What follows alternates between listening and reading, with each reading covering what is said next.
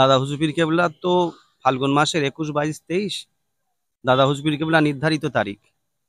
লক্ষ লক্ষ মানুষ এখানে আসে, সেটা আপনারা জানেন। তবে 37 বছর পর একটা একটা মাহে রমজান পড়েছে, 37 বছর পর।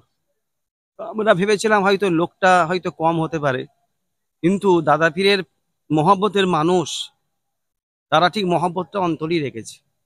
আজকে তারা এখানে মানে লক্ষ লক্ষ তো বলাটা মনে হয় ভুল হবে, এত মানুষ এসছে, মানে কোটি পার হয়ে গেছে।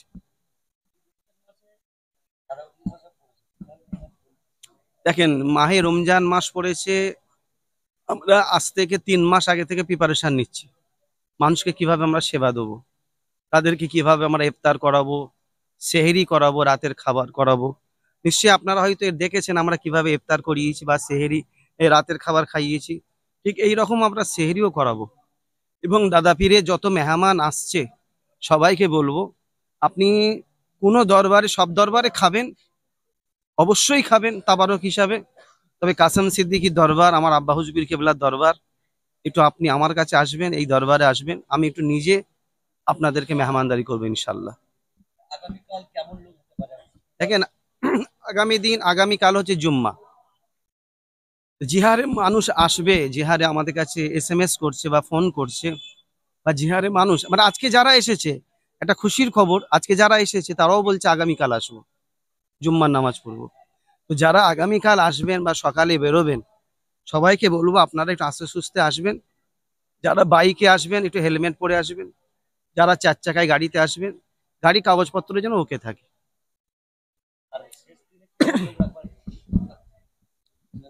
শেষে শেষে তো আখিরি দোয়ার জন্য আসবে। আখিরি দোয়ার যারা প্রেমিক,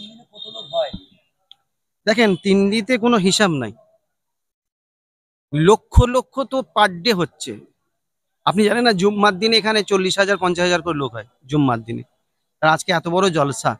দাদা পীর ছিলেন 97 জেলার পীর, বড় হুজুর, মেজ হুজুর, ন হুজুর, সেজ হুজুর, ছোট হুজুর, পীর কেবলা রহমাতুল্লাহ আলাইহিরা এবং আমার বাপ চাচারা বা আমার ভাইয়েরা মাশাল্লাহ মাশাল্লাহ বাড়াতে বাড়াতে বাড়াতে এখন আল্লাহ পাক আপনার দাদা পীরকে 97 জেলার পীর করেছে। সুবহানাল্লাহ।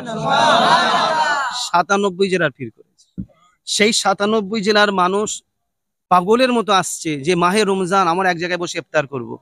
আমরা মক্কা শরীফে গেছি রোজার মাসে, যেভাবে মক্কা শরীফে আমরা ইফতার করেছি লক্ষ লক্ষ মানুষকে নিয়ে, তো আজকে যারা আল্লাহর কাবা দরবারে যেতে পারেন, নবী দরবারে যেতে পারেন, ইনশাল্লাহ তারা যাবে। কিন্তু যে রমজান মাসটা রসুল পাকের দরবারে, আল্লাহর কাবার দরবারে আমরা বসে ইফতার করেছি, একটা মহব্বত আলাদা। আজকে দাদা পীরের দরবারে আমরা লক্ষ লক্ষ মানুষ এক জায়গায় বসে ইফতার করেছি, আর আজকে একটা বিরাট খুশি।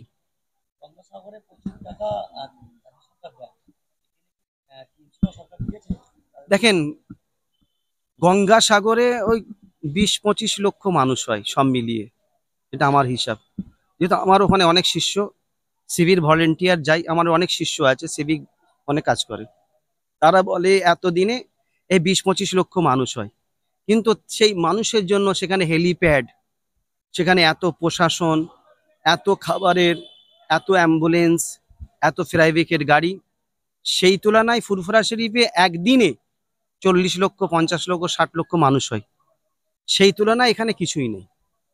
তবে উনি করেছেন, রাজ্য সরকার একটু করেছেন, অবশ্যই করেছেন, লাইট বাতিগুলো দেখছেন তিনি করেছেন, এবং পানির ব্যবস্থাও করেছেন, এবং বাথরুমের ব্যবস্থাও কিছু করেছেন।